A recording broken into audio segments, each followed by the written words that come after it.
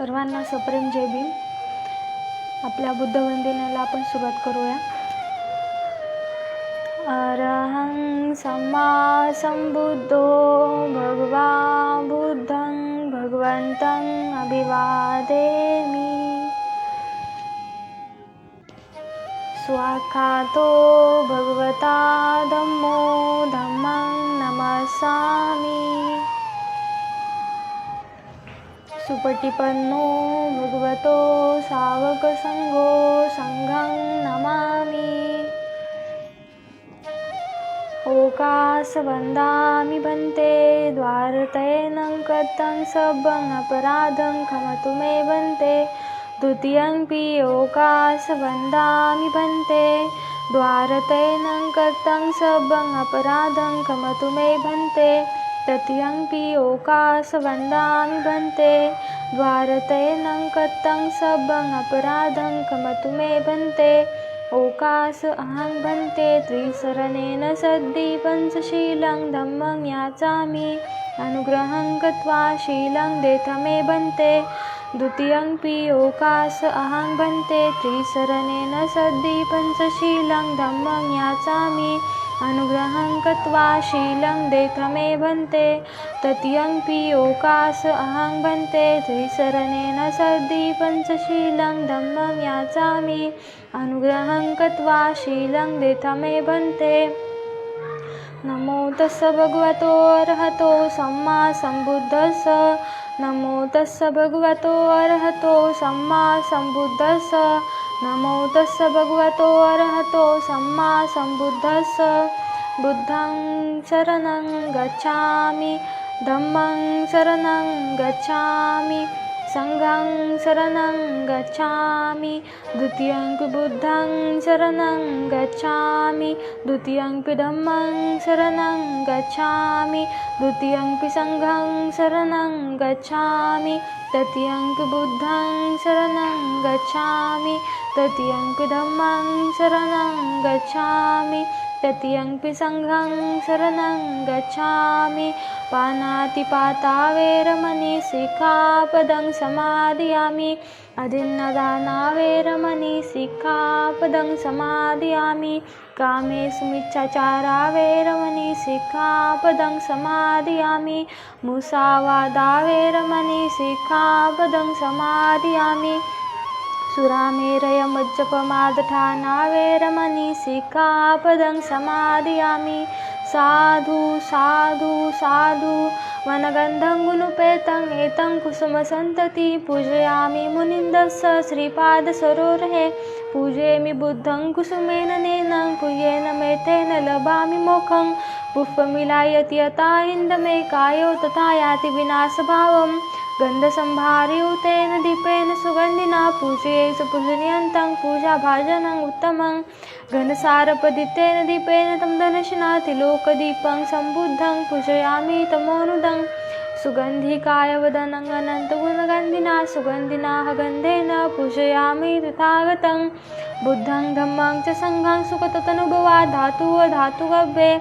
लङ्काय जम्बुद्वीपे दशपुरवरे नागलोके चतुपे.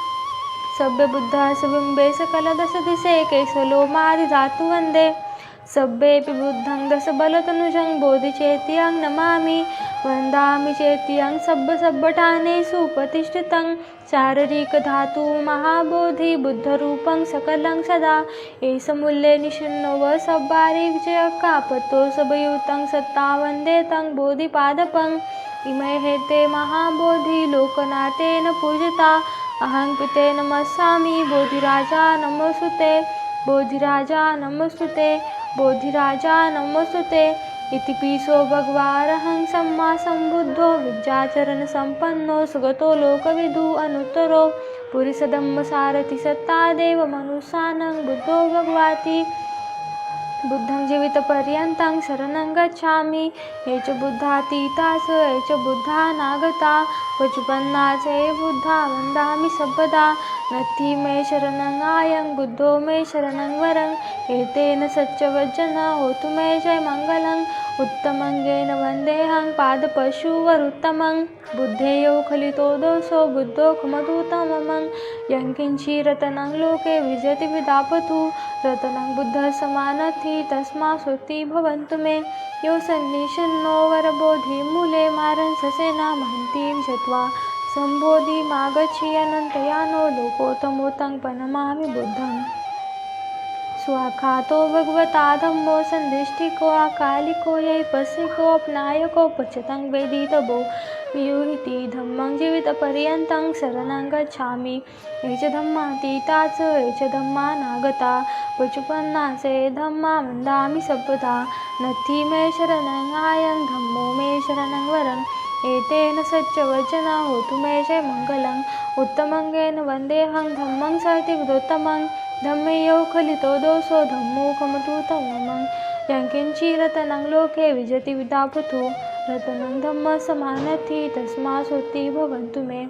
अष्टांगिको वर्यपथो जनानं मुख व्यवसाजुको वमग्गो धम्मं सन्ति करोपनीतो नियानिको तं प्रणमामि धम्मं सुपटिपन्नो भगवतो सावकसंगो सुपटिपन्नो भगवतो सावकसंगो न्यायपटिपन्नो भगवतो सावकसंगो सामीचपटिपन्नो भगवतो सावकसंगो यदिदं चत्तारि पुरुषयुगामि अष्टपुरुषपुग्गलाये स भगवतो सावकसंगो पाहुनयो दाखनयो अंजलीकरणयो अनुत्तरो पुयंकेतं लोकसारथी संगं जीवितपर्यन्तं शरणं गच्छामि ये च संघातीताच ये च संघानागता पचुपन्नाच ये संघा वन्दामि सर्वदा नत्थि मे शरणं आयं संगो मे शरणं वरम् एतेन सच्चवचना होतु मे जय मङ्गलम् उत्तमङ्गेन वन्देऽहं संघं सतिविदोत्तमं संघेयो खलितो दोषो संघो खमतुतमं यंकिंची रतनं लोके विजयति विदापतु रतनं संघ समानथि तस्मासुति भवन्तु मे संगो विशुद्धो वरदखनयो संतेन्द्रियो सबमलपहनियो गुणहीने की सबद्धिपतो नासो तं प्रणमामि संघं इमाय धम्मानुधम्मपटिपथ्या बुद्धं पूजयामि इमाय धम्मानुधम्मपटिपथ्या धम्मं पूजयामि इमाय धम्मानुधम्मपटिपथ्या संघं पूजयामि अद्धायमाय पटिपथ्या जाति जरा मरणं महापरिमुञ्चसामि इमेन पुय्यांखमेन मामे बाले समागमो सतं समागमो होत्यावनिब्बानपथ्या देवो वसन्तु कालेन सस सम्पत्ति हेतुच पितो भवतु लोकाच राजा भवतु धम्मिको सकलबीजं विधुरयानं देवरूपं सुजीव निमलचकुमिरगोसं घोरवर्णं सुखाय अभयचित्तं निभयकामं सुरतदम्मं सुपेम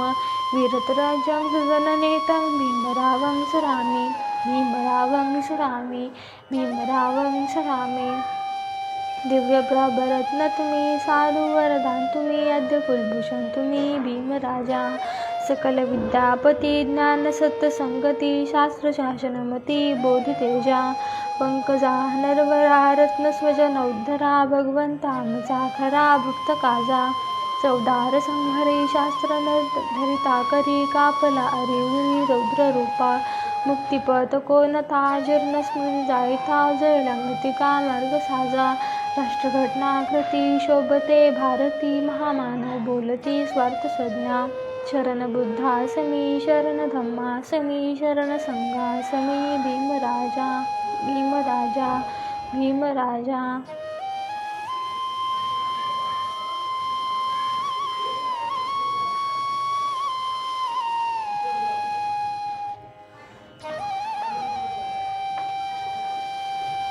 आज आपण पाहणार आहोत भाग दुसरा कायांचा संसार त्याग कपिलवस्तूहून राजगृहाकडे प्रयाण कपिलवस्तू सोडल्यावर मगध देशाची राजधानी राजगृह येथे जाण्याचा सिद्धार्थ गौतमाने विचार केला. राजा बिंबिसार हा तेथे राज्य करीत होता. मोठमोठे तत्त्वज्ञ आणि विचारवंत यांनी राजगृह हे आपले मुख्य निवासस्थान बनवले होते. हा विचार मनात ठेवून गंगेच्या वेगवान प्रवाहाची तमा न बाळगता तो तिचे पात्र ओलांडून पलीकडे गेला. वाटेत तो प्रथम साकी नावाच्या एका ब्राह्मण योगिनीच्या आश्रमात थांबला. नंतर तो पुढे पद्मा नावाच्या दुसऱ्या एका ब्राह्मण योगिनीच्या आश्रमात गेला आणि मग रैवत नावाच्या ब्राह्मण ऋषीच्या आश्रमात जाऊन राहिला. या सर्वांनी त्याचे आदरातिथ्य केले.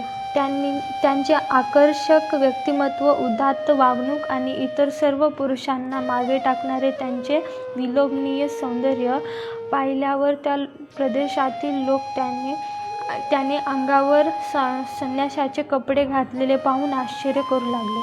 त्याला पाहिल्यावर दुसरीकडे जात असलेला माणूस निश्चल उभा राहील, तर उभा असलेला मनुष्य त्याच्या मागे मागे चालू लागे. सावकाश आणि गंभीरपणे चालत असलेला मनुष्य धावू लागे, तर बसलेला मनुष्य एकदम उठून उभा राहील.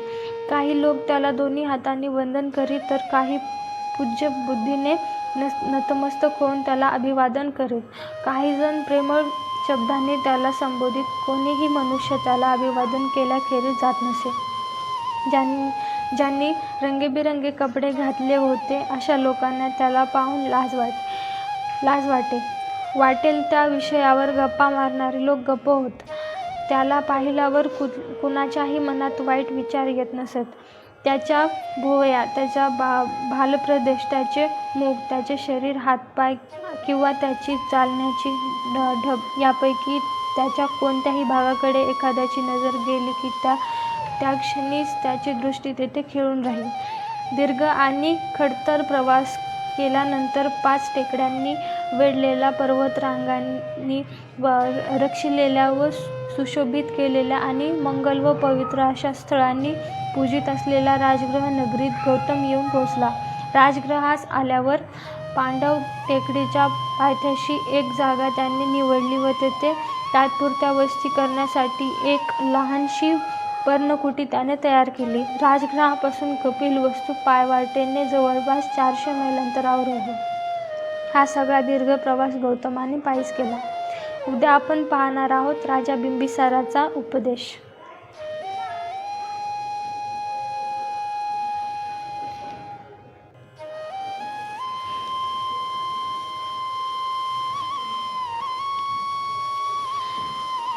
आपण आपल्या ग्रंथपठण आणि वंदनेला समाप्ती करूया.